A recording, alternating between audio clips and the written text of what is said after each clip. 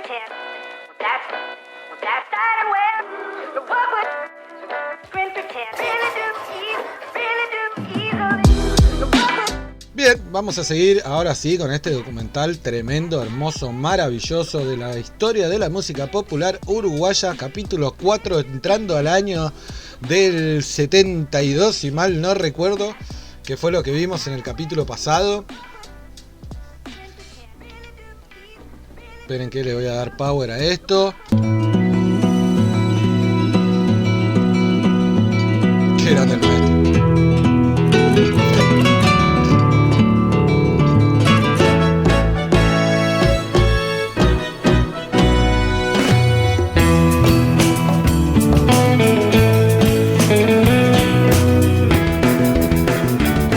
Está buenísima la música porque justamente la música de la intro va recorriendo todos los géneros.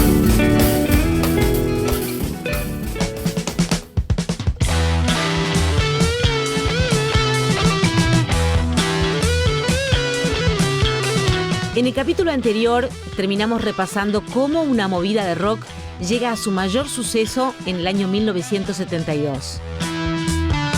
Ahí está, 1972. Mira. De una perspectiva social y política, su surgimiento se da junto a un crecimiento de la violencia en la vida pública. Porque ya el brillo de tus ojos no se luce, porque ya... Las medidas prontas de seguridad y el estado de guerra interno eran la respuesta del gobierno a la creciente actividad llevada a cabo por la guerrilla. Vamos a mirarnos más de frente. Estos hechos se transformaron en recurrentes e ineludibles para los entrevistados que vivieron esos años. La movida de rock no se encontraba dentro de las excepciones. Los pensamientos son todos míos, pero mi lengua ya no es tan mía. Medidas prontas de seguridad significa que no puede, que más de dos es una multitud, por ejemplo. Significa que tienes que andar siempre con los documentos, nunca levantes un papel en la calle. Nunca. Y nunca lleves una libreta de teléfonos. Nunca. Consejo de sobrevivencia. Para las autoridades representábamos todo lo que iba en contra de la autoridad. Un joven que estuviese vinculado o más concientizado políticamente y que estuviese de repente activando o militando políticamente, nosotros teníamos esa misma apariencia de repente. La cultura de los hippies o del rock o la cultura del pelo largo, es decir, todo lo que iba en contra de lo establecido, era todavía con más fastidio, digamos, que ellos reaccionaban porque como que tenía más osadía el joven en andar así en ese momento.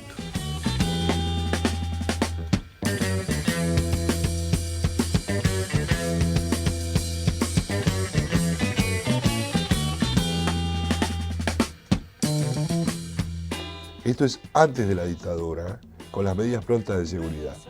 Bueno, fui detenido, llevado a una comisaría. En la comisaría estuve 24 horas detenido, casi 24 horas.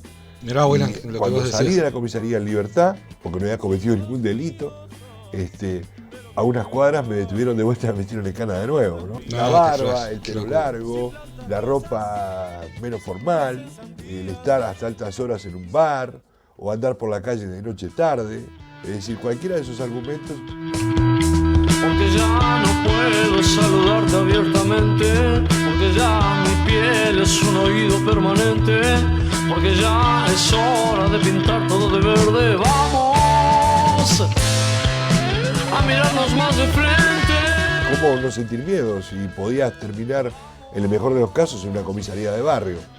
Y en el peor de los casos, en un cuartel y torturado. Porque yo marchaba preso por cualquier cosa. Soldar no. Me conocía, vi una pintada y me conocía la letra, miro, Filico, Tacuarembó, ¿no? Grita un poquito más fuerte. Tenía amigos en esa época cuyos padres no eran para nada de izquierda, sino todo lo contrario, y mis amigos habían sido educados con una cabeza pachequista quizá. Es compañeros de liceo, pero eran tan castigados por la policía, castigados en el sentido de la prepotencia, no que empezaron a tomar una conciencia política a partir de decir ¿por qué me tratan así? ¿Qué hice yo? Y ahí empezaron a investigar, a leer, a juntarse con otra gente y terminaron siendo con una ideología bastante más clara que la que los padres le habían enseñado, simplemente obligados casi por los mismos policías. Yo no sé ¡Qué flash! qué fue lo que pasó, lo que aquí sucedió, desde que yo me fui, sigue igual. Las racias en las cuevas o después de los bailes o en los recitales o en los festivales se veían muy a menudo y principalmente, digamos, por ese aspecto estético de la gente más vinculada con el rock, ¿no? Muchas veces agarraban y bueno, no te llevaban, pero andaban con tijeras y te cortaban el pelo. Ahí está, sí, Rick, tengo que escuchar el disco de Mark. Por ejemplo, un día la Juventud Uruguaya de Pie, JUP, sencillamente porque yo estaba jugando en un gimnasio y tiré una pedrada arriba de un techo porque tenía 13 años, sin ninguna connotación política fue esa pedrada, simplemente porque había unas claraboyas rotas y yo quise romper alguna más. Bueno, aparecieron un montón de niñitos, yo tendría 13, ellos tendrían 13, 14 nomás, con unos revólveres que yo los vi grandes de este tamaño, me los pusieron acá y me preguntaban por qué había tirado esa piedra. Qué locura, qué épocas oscuras, loco. Las cosas que dicen algunos de los textos de Dino son bastante más fuertes que las cosas que dicen algunos de los discos de los folcloristas de la época. Dino también era un músico de poco público. Yo creo que también Dino tuvo una influencia bastante grande en lo que vino después. Milonga de pelo largo, de ojos oscuros. Estábamos ya en pleno Pachecato. El hombre gobernaba con medias prontas de seguridad. Yo salía a la calle con el que en ese momento tendría 5 o 6 años, que era mi hijo mayor. Salía a jugar en un cochecito, yo me sentaba en la puerta a tomar mate mientras él andaba por la vereda y pasaban las chanchitas y el tipo de bajada, ¿qué está haciendo? No puede tomar mate afuera, lléveselo para adentro. Consuelo de los que viven siempre arrastrados. Usted no puede estar tomando mate en la calle, te llevaban preso si vos no tenías la cédula y ibas para adentro. Y son cosas que todavía me quedan. Yo voy por la calle y viene un policía y me tanteo el bolsillo a ver si tengo la cédula. Son cosas que te quedan. Qué flash, qué locura, no te pero vas a sí es olvidar así. Nunca más. Fuimos agredidos, se quedaron con una cantidad de sueños nuestros y todo eso por el solo hecho. En ese momento nosotros les llevaba el pelo largo. Si tú quieres. El compromiso social y político de las letras de Dino iba acompañado de búsquedas y hallazgos en lo musical. El malambo, ¿qué se puede hacer con el malambo? Y nosotros ya estábamos totalmente politizados, ¿no? Entonces usamos el malambo para hacer la primera parte y la segunda parte un texto de Boris Vian que me había dado Bernardo Bergeret.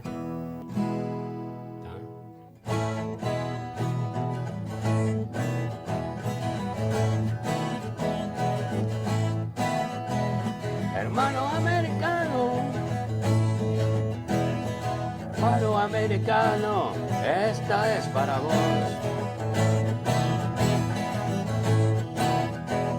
Hermano americano, americano hermano, acordate que el dueño del mundo no es el más fuerte, sino el que tiene la razón. Chic, chic, dos golpes y empezar.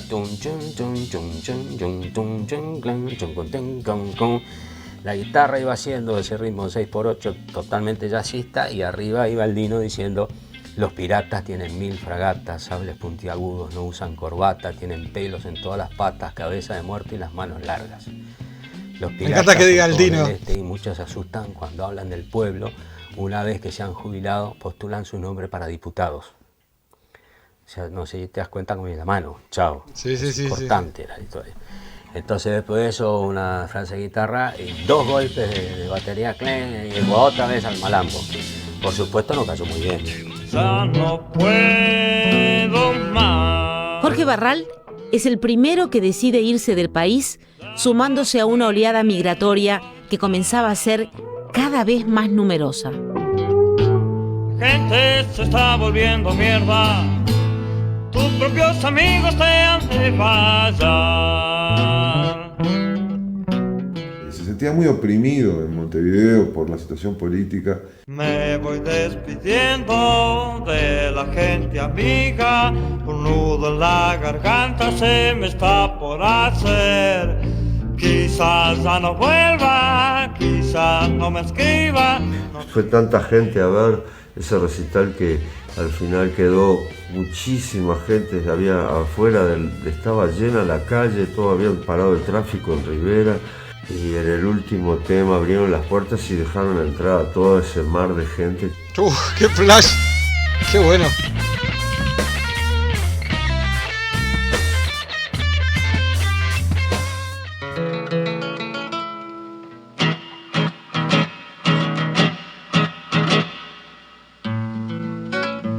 ...1972 es un año de quiebre desde el punto de vista institucional.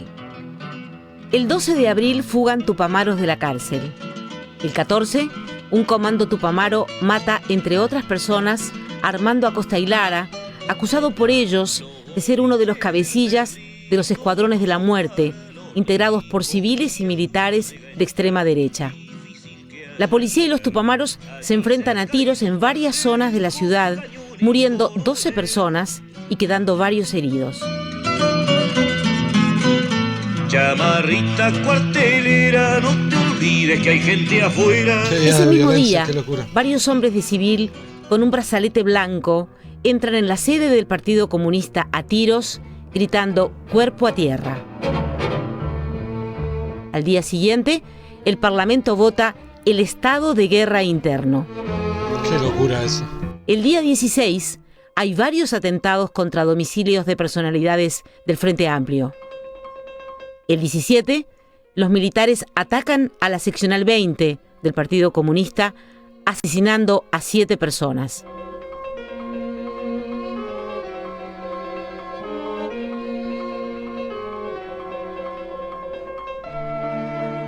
El 18 de mayo mueren 4 soldados en un ataque tupamaro al jefe del ejército. A fines de mayo se encuentra la cárcel del pueblo, reducto en el cual los tupamaros secuestraban a personas que, según su prédica, eran responsables de crímenes e ilícitos que iban en contra de la nación. La violencia estaba muy presente en la vida pública. Fueron momentos muy difíciles. Yo me acuerdo, por ejemplo, yo trabajaba mucho en Canal 4 y el canal tenía toda una cubierta de metal que se ponía a funcionar porque todos los días había problemas de bombas de alquitrán, de bombas molotov y de tiros. Todos los días. Yo hacía un programa diario en Canal 4 al mediodía que se llamaba Frente a Frente, que lo hacía junto con Eduardo D'Angelo. Y ahí se ponía la cubierta de metal porque ahí rebotaban las bombas, molotov. El peor año de eso fue el 72. La patria te dijeron y te dijeron mal. La patria, la de Artigas, la tendremos que hallar. El clima que se vivía era un clima agobiante, un clima donde existían secuestros, donde existían robos, donde existían voladuras de clubes como el Bowling o Carrasco. Y todo eso, lógicamente, iba creando un clima. Y hubo, en mi caso, canciones que utilizaron un lenguaje más directo. Pero no fue un acto consciente, fue como que estaba en el oxígeno que se respiraba, ¿no? Cuando uno podía ver, por ejemplo, la foto de una muchacha requerida como subversiva, con todas esas palabras antipatria, todo lo que ponían en la época, innombrables llegaban a llamar a la gente que luchaba. Aparecía la foto de una muchacha y eso te hacían hacer una canción, ¿no? La muchacha de mirada clara. ¡Qué locura! Cabello corto, la que salió en los diarios. No sé su nombre, no sé su nombre, pero la nombro primavera. Bueno, en la vuelta dedicamos la canción La Milonga del Fusilado en Durazno a un hombre, un doctor, un médico de ahí de Durazno que lo estaban torturando. Sabíamos que estaba preso y lo estaban torturando. Le dedicamos una canción. Y bueno, por supuesto, nos sacaron rajando. Qué grande, Pepe. Qué locura. Qué locura ir a hacer. No me pregunten quién soy. Ni si me habían conocido, los sueños que había querido crecerán, aunque no estoy. Era una reivindicación de un fusilado, ¿no? Una milonga que lo había hecho el Negro Gutiérrez, Carlos María Gutiérrez, para el Che cuando murió el Che, cuando lo fusilaron. Perdimos espacios oficiales, ¿no? Pero no en la memoria colectiva, al contrario, me parece que se ganó. Y no me arrepiento de nada. Pasaba la gente No me de arrepiento de jefatura nada, y ponía a todo el mundo Sabalero quería. manos hacia arriba contra la pared, revisaban a la gente, se llevaban algunos. Después, no sé, un par de veces a mí se me metieron en algunos recitales, en el fondo. Me acuerdo uno que yo dije algo, dije, este señor que está ahí, que era uno de jefatura, ¿no? Lo apunté con el dedo. Cosa que no me gusta hacer, pero a veces sí. Pero a veces sí. Y bueno, se fueron. Una de las preguntas recurrentes es, ¿hasta dónde las canciones pueden ayudar a cambiar las cosas? Varias persónicas y peligrosicas para las másicas. Son las canciónicas agitadóricas, ay, qué preguntica, más infantílica. Una canción no cambia nada, pero nada se puede cambiar sin la cultura, sin esa otra ala del proceso humano, ¿no? Que es tan importante, que es la cultura, y en ella la canción. Cómo la canción llegó a todos los niveles en que no había que detenerse a leer, sino que entraba por esa cosa sin fronteras que es el oído, en medio de la gente haciendo otras tareas. La radio tiene un rol muy importante. En general era censurar, pero había algunas radios por las cuales se deslizaba la canción. Y también el disco y el cassette, todo eso circuló mucho entre los jóvenes. El sueldo de un peón carrero nunca se debe aumentar, pa' que valore al dinero y no aprenda a malgastar.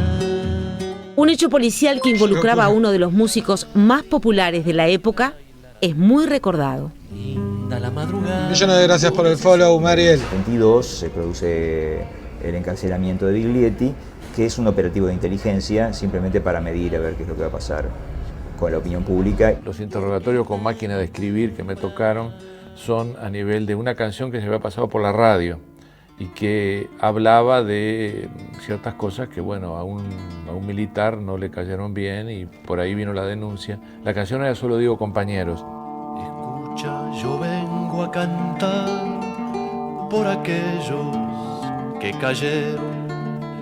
No digo nombre ni seña, solo digo compañeros, y canto a los otros, a los que están vivos y ponen la mira sobre el enemigo. Fue re épica esa canción, con el trombón ahí. Mentira respecto a la situación de Biglietti, para ver a ver en qué medida había reacción popular. Pero que le habían cortado las manos y todo ese tipo de cosas, ¿no? Entonces, bueno, acá todos los amigos estábamos muy preocupados. La utilización del rumor, de la técnica de rumor como una técnica de inteligencia. En un momento, sorpresivamente me llevan a una conferencia de prensa, como si del calabozo de la oscuridad te traen acá lleno de gente, cámaras, y entonces la intención era preguntarme si yo había sido torturado, intención y hecho, ¿no? Eso fue lo que hicieron, a lo cual yo contesté que yo personalmente no había sido torturado, lo cual era cierto, nunca me tocaron. La sangre de Amaru, la sangre que grita, libérate hermano, la sangre de Tupac, la sangre de Amaru. Manipularon una situación tratando de, lanzado el rumor de que le habían cortado las manos a un cantante, un guitarrista, demostrar que si lo mostraba y él no había sido torturado, nadie había sido torturado en el Uruguay. Es una mentira que tuvo patas cortas, porque lamentablemente siguió ocurriendo que murió gente en la tortura, ¿no? Qué locura. Qué triste, loco.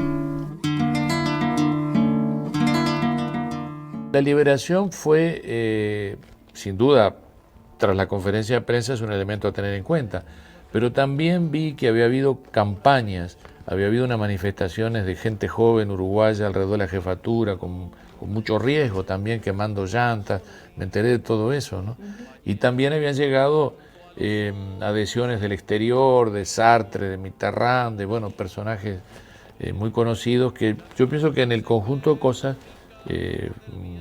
confluyeron en que me soltaran, ¿no? Era horrible, con el Pepe Guerra levantábamos firmas en Buenos Aires, estábamos en Buenos Aires nosotros, y visitamos a mucha gente, a cantantes. El Mundo Rivero, por ejemplo, firmó. No lo conocía el Mundo Rivero a Biglietti. Dijo, ¿qué canta este muchacho? Hablaba así. Claro, el mundo. Bueno, y ahí le dijimos lo que cantaba. Dice, pero no se puede meter preso a alguien porque cante. Claro, por supuesto, el tipo no podía concebir. Claro. La finalidad fue fundamentalmente esa, una maniobra de inteligencia. Además, en cierto sentido, medir hasta dónde se podía llegar. En esa detención, Biglietti compuso un cielito, llamado Cielito del Calabozo.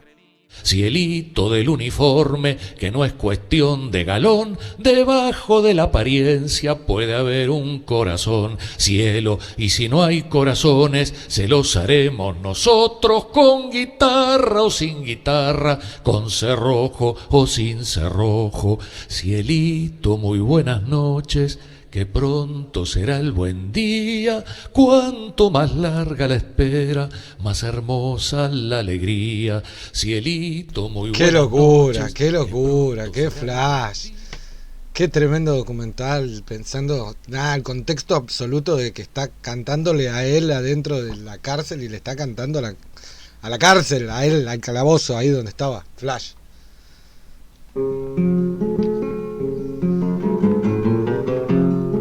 1973, febrero-junio de 1963. En 1973 crece aún más la tensión. En febrero, el presidente Bordaberry nombra como nuevo ministro de Defensa al general Francese. El ejército y la Fuerza Aérea desconocen su autoridad. La Marina se acuartela en la Ciudad Vieja para defender al presidente y a las instituciones. Se temía un enfrentamiento. Pero no había ómnibus. Entonces dije, bueno, yo llegó tarde y empecé a caminar, pero empezar a caminar era como Jurassic Park. Una cosa de loco. Y iba frente al Sporting y una chanchita al lado mío. Ahí está lo que decía Julián. Y luego le digo, buen día, ¿qué pasa? No sé cuánto. Las manos contra la pared, ¿qué llevas en la bolsa? Llevaba el termo, el mate, las galletas. ¿Dónde va? Voy a trabajar. ¿Dónde trabajar en Radio Centenario? Bueno, muy bien, ¿a qué hora tenés que ir? A las 6 de la mañana, un fenómeno. Dentro de un rato vamos. A la radio, abrí la transmisión y a las 7 llegaron, armados hasta los dientes, a ver dónde estaban la planilla del Ministerio de Trabajo, a ver dónde estaba, si estaba mi nombre ahí, si yo trabajaba. En ese momento, cuando se abre la transmisión, que se toma la señal de mesa de radio, que el otro, aparece a don José y no entendía nada. El 9 de febrero de 1973, las Fuerzas Armadas leen el comunicado 4 y al día siguiente el comunicado 7 en los medios de comunicación. Estos comunicados desconocían a la autoridad del Poder Ejecutivo y recogían algunos de los postulados de la izquierda con una sutileza no menos importante. Fueron leídos con la canción A Don José, cantada por los olimareños como música de fondo. Evidentemente había un juego de engañar a la opinión pública y por eso que fue que parte de la izquierda creyó que esos militares eran peruanistas. Y la utilización de la música ahí fue uno de los elementos más importantes para hacer creer aquello que no era en realidad. Los olimareños eran un símbolo popular de enorme importancia, habían sido el fenómeno de música popular más importante desde Gardel y era algo que resonaba en todos los hogares de todo el país. Yo estaba en 33 en la casa de una hermana mía durmiendo y ella me dice, mirá, dice, dieron un golpe de estado y están con ustedes, me dice mi hermana. Es como si nosotros fuéramos gobernantes. Digo, ¿por qué decís eso? Dice, no, porque mirá, ahí están cantando ustedes. Se equivocó, pienso el que puso eso, ¿no? Qué locura, qué flash. Nos usaron. Lo usaron a Rubén Lena, no sucedieron de nosotros. Nos dolía, porque escuchar a los olimareños cantando eso con el escudito que te ponían, la placa con el escudo nacional, y bueno, y aparte leyendo los artículos 4 y 7, bueno, era muy fuerte, ¿no? Un montón, de locura. Poco, decíamos, en aquel momento, ¿no?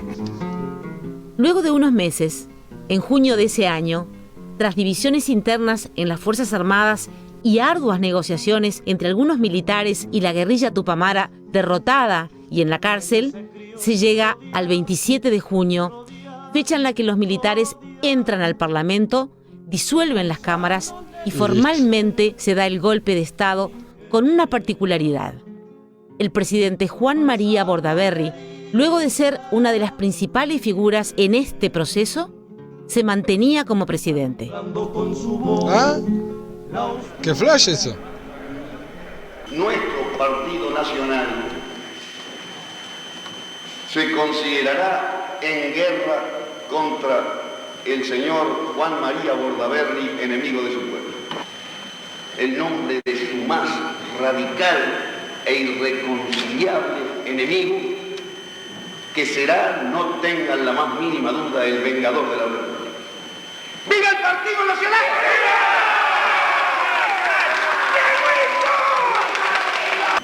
Y también le decimos a quien quiera ser tirano que sobre su sombra ignominiosa estará siempre la sangre y la luz de Brun, nuestra lucha, nuestro combate y la decisión de defender las libertades con nuestra vida, con nuestra sangre y con nuestra muerte si fuera necesario. Se aplicaron medidas prontas de seguridad.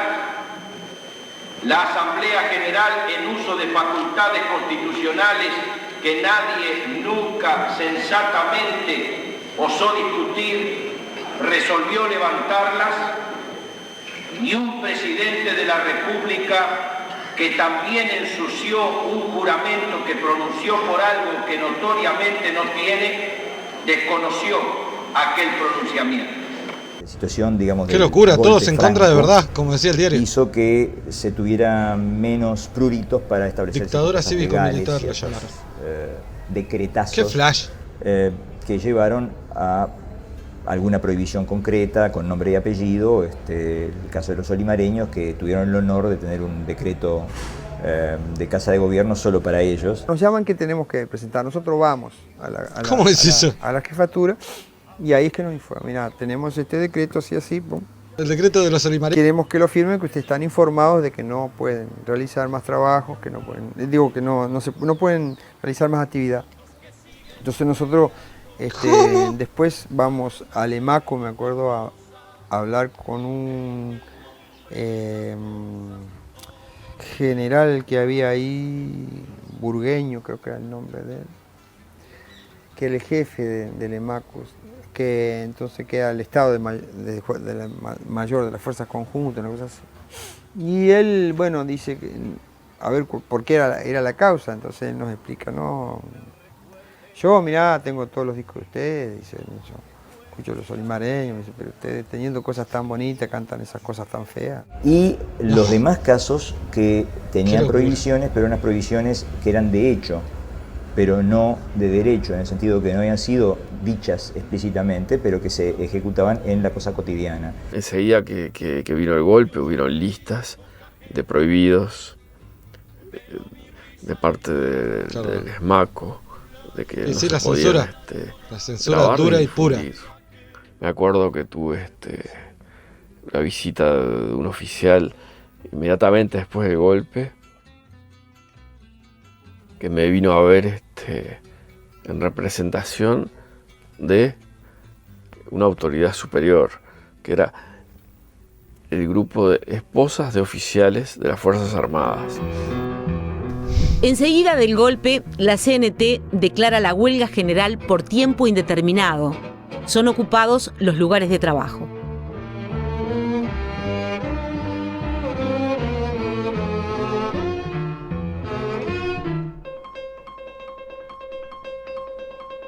Y armamos pequeñas brigadas con sketch.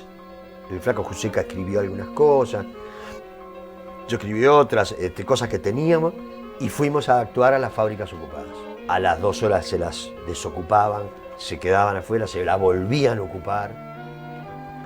Y en esos espacios nosotros entrábamos, muchas veces, en algunos casos tuvimos que salir pelando por las ventanas del fondo de alguna fábrica porque no podían encontrar gente ajena a la fábrica, obvio, ¿no?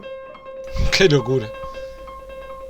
El 9 de julio, en el programa de radio Discodromo Show, Rubén Castillo lee un poema de Federico García Lorca, a las 5 de la tarde, convocando a toda la gente a salir a la calle a esa hora para manifestar su rechazo a la dictadura.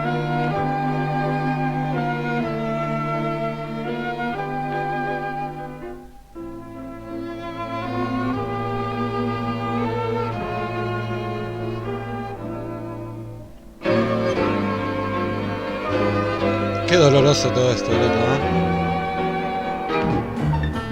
Y qué poco a veces se aprendió de la parte de los políticos, no de la gente, ¿no? Pero los políticos qué poco aprendieron de esto.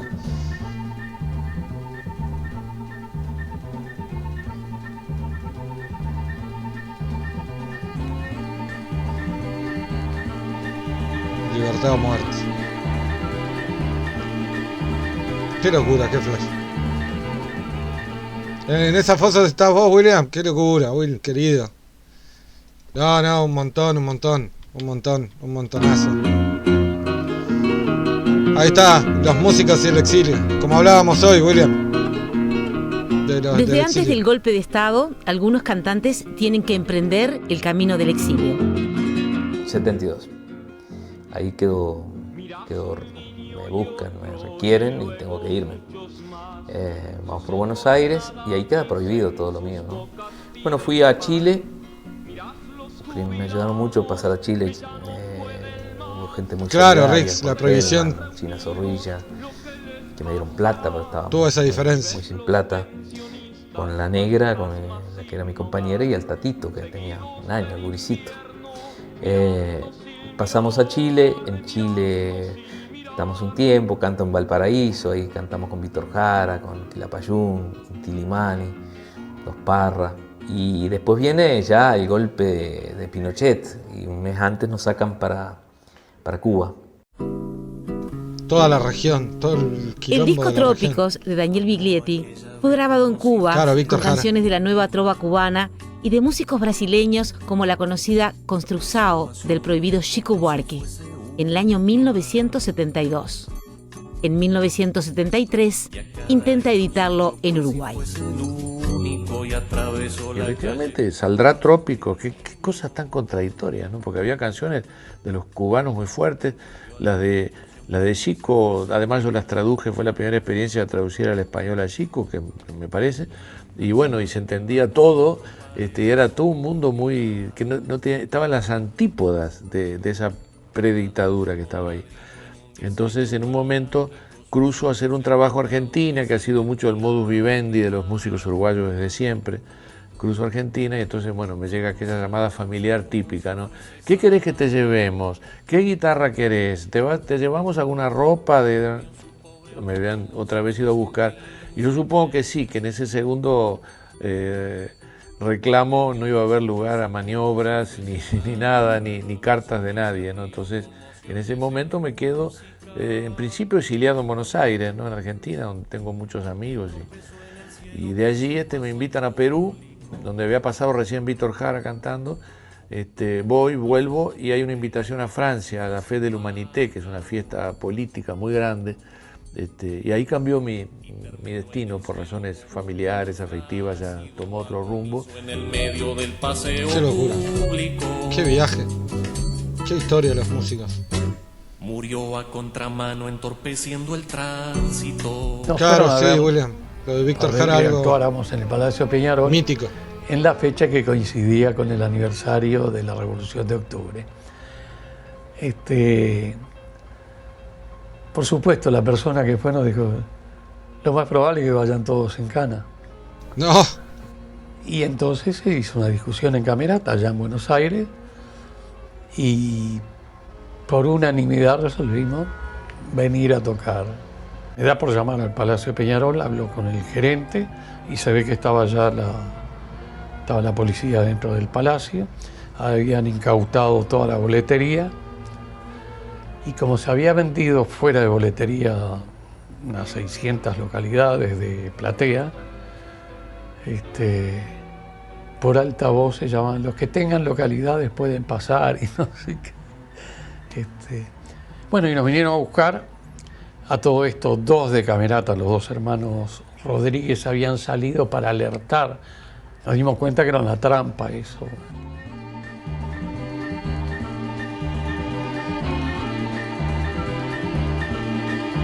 Qué locura ir a perseguir a músicos. Yo entré ahí. A músicos. Tiene sentido. ¿Qué me van a hacer? Artistas, ¿no? Actores, músicos. Cuando pasé la puerta para adentro, me dieron 2 piñas y una patada en el... me tiraron a la mierda. Ahí se termina todo. Te sentís la basura más increíble, ¿no? Y se acabó todo. Un mes durmiendo en el suelo, todo de plantón. Lo que les interesaba saber quién organizaba el concierto y para dónde iba el dinero. Cumplido el mes así, el juez militar nos decreta la libertad por no haber cometido, como decía en el acta, ningún delito ni civil ni militar. Y me acuerdo que le dijimos, pero ¿no van a dejar trabajar o qué? Mientras no hagan actos para el Partido Comunista, no hay problema. Ustedes saben lo que tienen que hacer. Sí, iban todos adentro. Gente que agarraban de la nada y lo metían. Pero digo, la persecución a civiles y a artistas es un flash. Salíamos de nuestro local y casi siempre nos palpaban de armas. Estábamos siempre vigilados. El 30 de diciembre, el 31, nos trasladamos a nuestro local en Punta del Este. Abrimos el 3 de enero y yo caí preso el 18 de enero, aquí en Montevideo. Yo caí preso aquí, pero pude comunicar a Camerata antes de caer que caía preso y que... Ahí fue cuando en el año 76, cuando este compañero se lo llevaron para adentro, rajamos. Entonces recordaba lo otro casi como un picnic, la primera vez que estuvimos presos. Pues fue muy duro. Nos llevan a juez militar y nuevamente nos leen el acta. Entonces ya no me dio ganas ni de preguntarle, bueno, ¿y ahora qué hace? Ah, mira, William, pensaba que todos los músicos financiaban a la izquierda. ¿Qué pasa? ¿Quién nos los paga?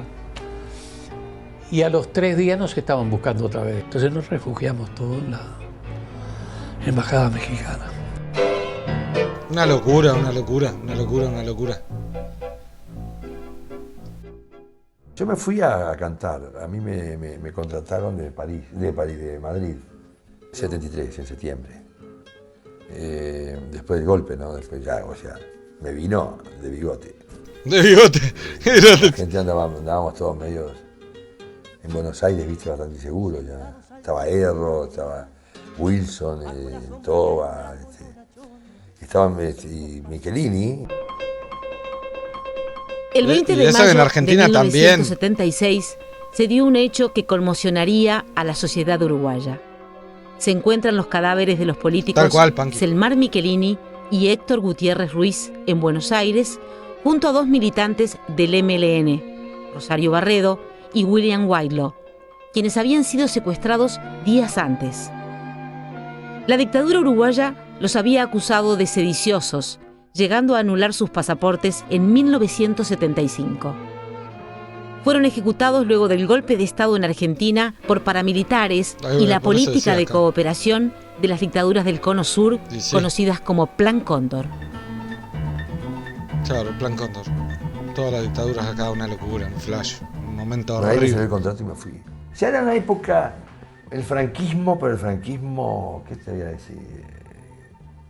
Decadente. Habría que darles la salsa por algún cerro, para que vean que los pobres no somos perros.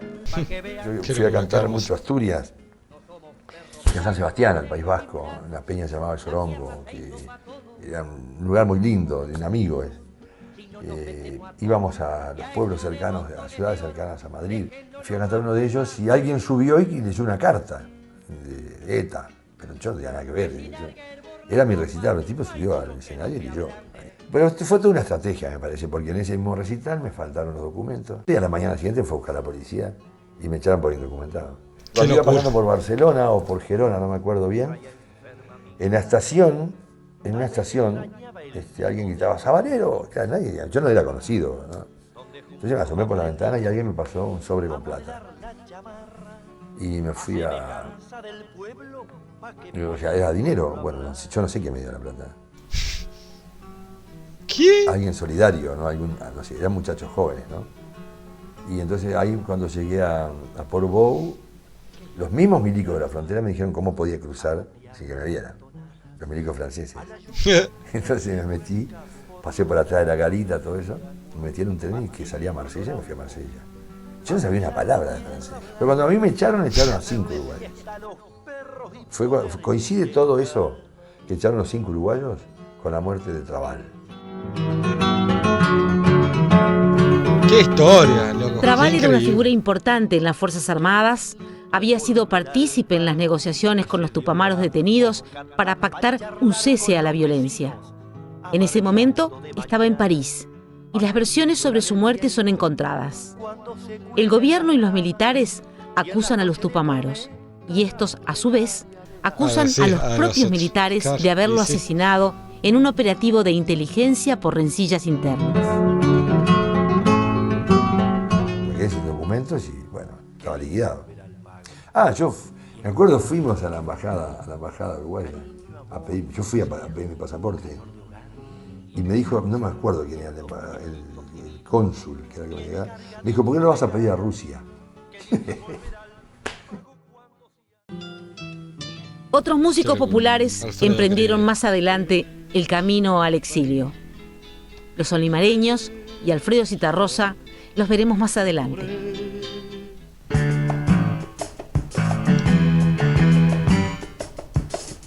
Desaparece la movida del rock. La movida de rock, que vivió un momento de auge a comienzos de los 70, fue muy perjudicada por la emigración. Yo despedí al Flaco Barral, a Daniel Bertolone, que se fue a vivir a Australia, a Jorge Graf, estoy hablando de las cabezas principales de los grupos de rock del momento. Todos los de siglo se fueron. Y se empezaron a ir grupos y solistas, individuos que habían hecho parte de la historia del rock. Se fueron porque no había alternativas para poder sobrevivir en Uruguay. Y los que quedaron se vieron sometidos también a una fuerte polémica con figuras que venían de la canción popular. Por la vida tendrás que luchar. 2 personas reunidas era ya peligroso, 3 estaba prohibido. Y una de las formas de delatar de que había más de 3 personas juntas era enchufar guitarra, bajo y batería. Claro. El problema es si vos eras un tipo cualquiera y te dejabas el pelo largo y andabas por la calle con esas ropas raras, lo más probable es que te tuvieran una chanchita y te cortaban el pelo ahí mismo, ¿no? Eso pasó mucho. Que comprendan un día. La pibitud del negro, lo amo. No es un disfraz que cantas y eres libre como el que más. Yo iba a los conciertos de rock y había miedo. Ahí estaban todos los peludos, barbudos, no sé, de la izquierda o comunistas, se llamaban en esa época. Sí, mariquita estaba incluido. El ser mariquita era algo así como ser parte de una revolución de izquierda. No sé, era una cosa muy ridícula, muy ridícula. Tal cual. Qué grande estaba, ¿cómo lo explico? Yo me acuerdo que habíamos hecho un jingle para Manos del Uruguay y nos pagaron con ponchos. ¿Con ponchos? Yo andaba de poncho por la calle. Claro. Constantemente, documentos. ¿Y vos quién sos? No, pero yo te conozco, vos tocás en una banda. Sí. Pues usted, pum, y para arriba. Hay anécdotas de tipos que se cayeron 2 o 3 veces en una misma noche. Claro, qué locura. Todo el país en contra.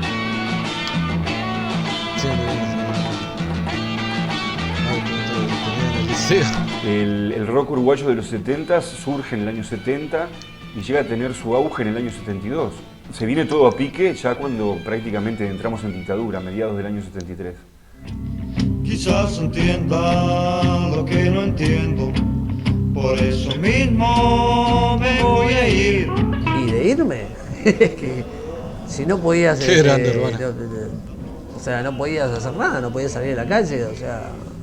A mí me agarraron en Malvin, me pegaron, me hicieron un simulacro de fusilamiento con una metralleta, o sea... ¿Me entendés? Con fogueo, o sea... Capucha, o sea, todo, pero lo que me hicieron a mí no es nada, o sea, no existe, porque yo no te puedo decir, me pegaron, es una estupidez, ¿me entendés? O sea, todos mis amigos pasaron por situaciones demasiado violentas.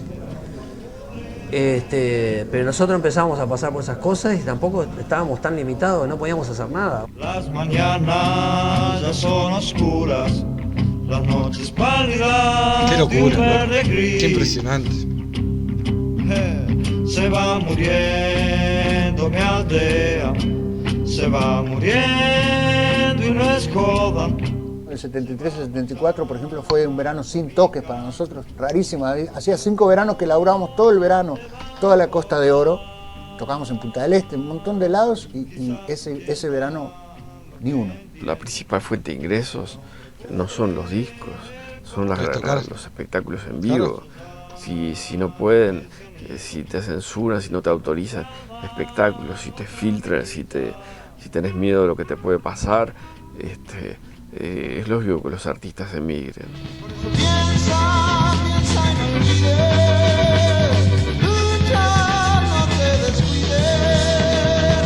Organizaron una especie de toque de despedida como que se iban a Europa, tocamos en el Teatro Mació, fue nuestro último toque. Hicimos un Solís, que por cierto no fue muy bueno. Había un tipo de uniforme ahí que decía, esta no la pueden cantar, esta no la pueden cantar. No. Y, claro, los que se pero para mí fue muy poco esa experiencia porque yo no me la banqué, o sea, yo dije, loco, nos vamos. El movimiento de rock argentino ya estaba increyendo, entonces yo lo que quería era irme para allá.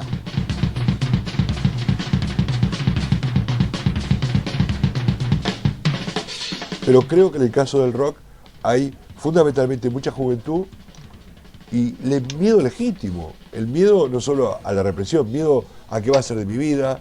Se fueron comunicadores, se fue Carlos Martín, Esteban Leiva, Harley Fox, es decir, se fue mucha gente como si hubiera hecho una especie de trepanación craneana para quitarte un lóbulo frontal y perder datos fundamentales del disco duro. Entonces es imposible que pueda sobrevivir una vertiente musical, ¿no? ¿Cómo lo destruyeron? Qué locura. Continuar con la música en el Uruguay de aquel momento hubiera sido casi un suicidio, imposible. Esa movida fue sumamente interesante y fue muy extraño porque se fue diluyendo y desapareció sin haber sido perseguida por el régimen dictatorial. Se autoexcluyó de una manera muy rara. Yo no tengo explicación sobre por qué ocurrió eso, no lo entendí nunca. Cuando Luis Trochón debutó con Los que iban cantando en el 78, tenía un hermoso pelo largo, rubio, y después estuvo cultivando una larga barba deshilachada, ¿sí? Que era parte de su aspecto. Es decir, y no fue un problema especial. Es decir, que esa es una excusa comprensible en el sentido de que probablemente para esa persona fue un asunto de peso, pero que se haya dado colectivamente eso es raro. A mí no me resulta muy claro. Le fueron cerrando las puertas y los pibes que vieron esa movida antes dijeron no. Un año y medio después del golpe de Estado, el movimiento de rock uruguayo de los 70s acá había desaparecido totalmente, pero totalmente. No quedaba absolutamente nada ni nadie. Hay un montón de causas. El sello de La Planta, que tanto había apoyado el rock uruguayo, tiene que cerrar por diversos motivos. Por ejemplo, la crisis del petróleo empezó a traer problemas de la materia prima para sacar los discos. Entonces las fábricas en Argentina le daban más importancia a otras editoras. Empiezan a aparecer las discotecas, o sea, todos aquellos bailes que les daban posibilidades de tocar empiezan a desaparecer.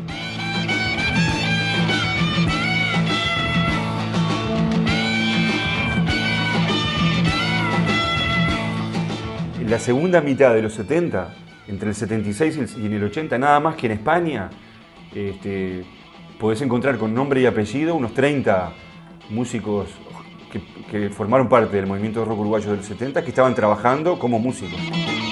En el capítulo siguiente, una nueva generación de músicos comienza a tomar relevancia en 1973. Algunos músicos populares optaron por quedarse. La dictadura decreta a 1975 como el año de la orientalidad.